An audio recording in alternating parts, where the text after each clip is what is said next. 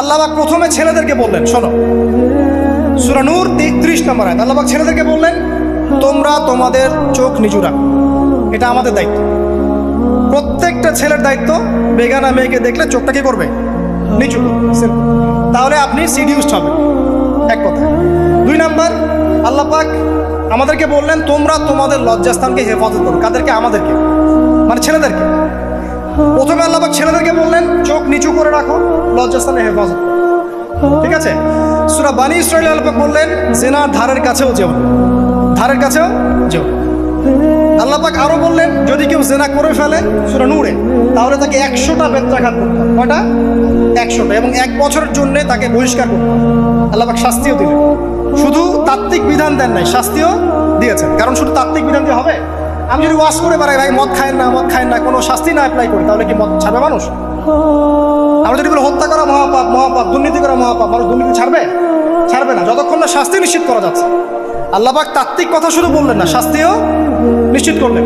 তারপর আল্লাহ পাক আরো বললেন যদি বিবাহিত কোনো ব্যক্তি ব্যভিচার করে তাহলে তাকে রজম করতে হবে, মাটিতে পুঁতে তাকে পাথর নিক্ষেপ করে হত্যা করে, ঠিক আছে, শাস্তি। এরপরে দেখেন আল্লাহ পাক মেয়েদেরকে বলছেন, মেয়েদেরকে বলছেন তোমরা মূলত ঘরে থাকো, যদি বাইরের পরিবেশ তোমাদের অনুকূলে না থাকে তোমরা ঘরে অবস্থান করো। ওয়াকরনা ফি বুয়ুতিকুন্না ওয়ালা তাবাররুজনা তাবাররুজাল জাহিলিয়াতিল উলা, তোমরা মূলত ঘরে থাকো। জাহিলি যুগে মেয়েরা যেভাবে নিজেদেরকে প্রদর্শন করে বেড়াতো এই কাজটা তোমরা করো না। যদি করো তাহলে সমাজে বেহায়াপনা ফাহিশা বেড়ে যাবে, তোমরা নিজেরাই ক্ষতিগ্রস্ত হবে, যেটা ওরা হচ্ছে এখন। আচ্ছা, এরপর আল্লাহ পাক আরো বললেন হে নবী আপনি আপনার স্ত্রী এবং মুমিন নারীদেরকে বলেন তারা যদি বাহিরে যায় যেন জিলবাব দিয়ে তাদের পুরো বক্ষদেশটাকে ঢেকে নেয়। তাহলে পোশাকের সংস্কৃতির শেকড় কোত্থেকে শিখবো? আমি কোত্থেকে শিখবো? আল্লাহ পাক কর্তৃক নাজিলকৃত সর্বশেষ ঐশী গ্রন্থ থেকে শিখবো নাকি? যে বইয়ের মধ্যে কোনো ভুল নাই সেটাই তো আমার শেখার মাধ্যম হবে নাকি? নাকি যে দর্শনে 1000টা ভুল সেটা শিখবো আমি?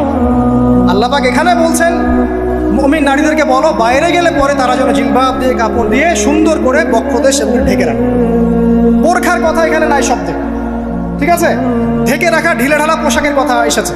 আচ্ছা আসেন, আল্লাহ পাক আরো বললেন যে তোমরা অমুক অমুক অমুক অমুক, যেমন আপনার বাবা, আপনার ভাই, আপনার এই যে সন্তান, এই যে মাহারাম যারা আছে এদের সামনে ছাড়া অন্যদের সামনে যখনই যাবে তোমরা কিন্তু হিজাব অবলম্বন।